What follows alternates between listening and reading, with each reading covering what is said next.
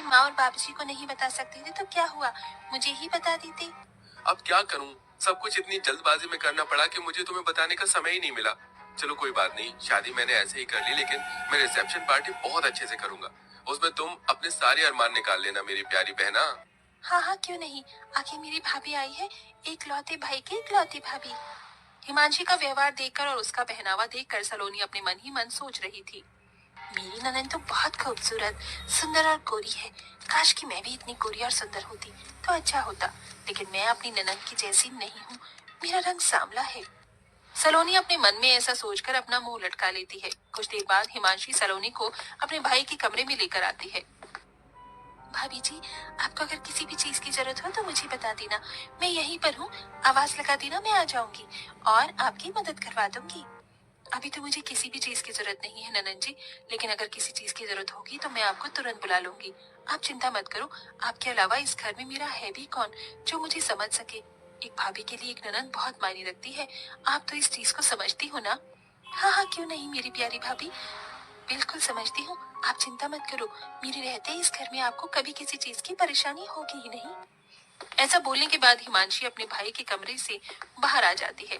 थोड़ी ही देर बाद हिमांशी अपने कमरे में जाती है और एक नया सा सूट पहनकर अपनी भाभी के कमरे में आती है। अरे भाभी, अभी तक आप तैयार नहीं हुई हो, रुको मैं आपको तैयार कर देती हूँ। हिमांशी अपनी भाभी सलोनी को तैयार करने लगती है। तभी सलोनी देखती है कि हिमांशी ने बहुत सुंदर और प्यारा सूट पहना होता है।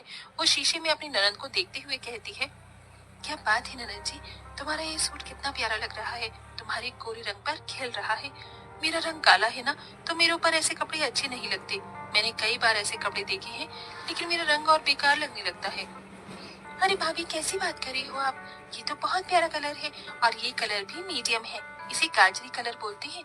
आपको पता है ये कलर हर एक औरत के ऊपर जचता है, फिर चाहे वो काली हो या गोरी हो। आपको यकीन नहीं है तो रुको, मैं आपको ये सूट देती हूँ, फिर आप इसे पहनकर देखना, आपके ऊपर बहुत अच्छा लगेगा। हिमांशी अपने कमरे में जाती है और दूसरा सूट पहनकर जो उसने पहना होता है उसे उतार के अपनी भाभी के पास ले आती है। भाभी ये लो सूट।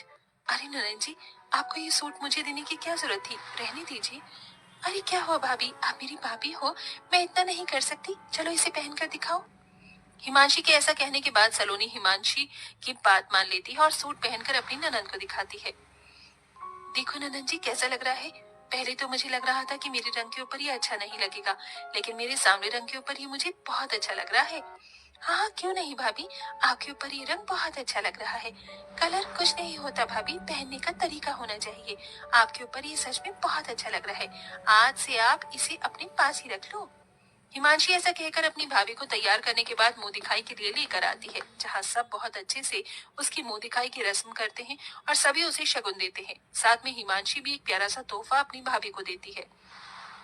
भाभी, मैं आपके लिए ये इतना प्यारा सा तोहफा लेकर आई हूँ, इसे हमेशा अपने पास ही रखना। आप तो बहुत अच्छी हो ननन जी, आपका बहुत बहुत शुक्रिया। इस तरह हिमांशी अपनी नई भाभी के आने पर बहुत खुश होती है, लेकिन सलोनी बहुत ही चालाक होती है।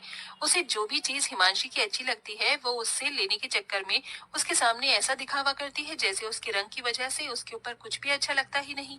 एक दिन सलोनी अपनी ननंद के कमरे में आती है तो वो ननंद के ड्रेसिंग टेबल पर बहुत महंगा महंगा मेकअप का सामान देखती है। कितना महंगा महंगा मेकअप का सामान है, मुझे तो बड़ी हैरानी हो रही है, ऐसा सामान तो मैंने कभी देखा ही नहीं जिंदगी में। अरे भाभी आप यहाँ, कुछ काम था क्या आपको? नहीं कुछ काम नहीं था, मैं तो बस ऐसे ही आई थी। वैसे ननन जी आपके कमरे में ड्रेसिंग टेबल पर ये इतना महंगा महंगा मेकअप का सामान, वैसे तो मैं भी सोचा करती थी कि मैं मेकअप करूंगी, लेकिन मेरा रंग सांवला है इसलिए मेरे रंग पर पता नहीं मेकअप खिलेगा या नहीं। अरे भाभी आप भी ना कैसी बातें करती हो और सोचती हो, ऐसा कुछ नहीं होता, मेकअप हर चेहरे पर अच्छा लगता है, देखो मैं आपको करके दिखाती हूँ। हिमांशी अपनी भाभी सलोनी के चेहरे पर थोड़ा सा मेकअप करती है तो सलोनी को अच्छा लगता है।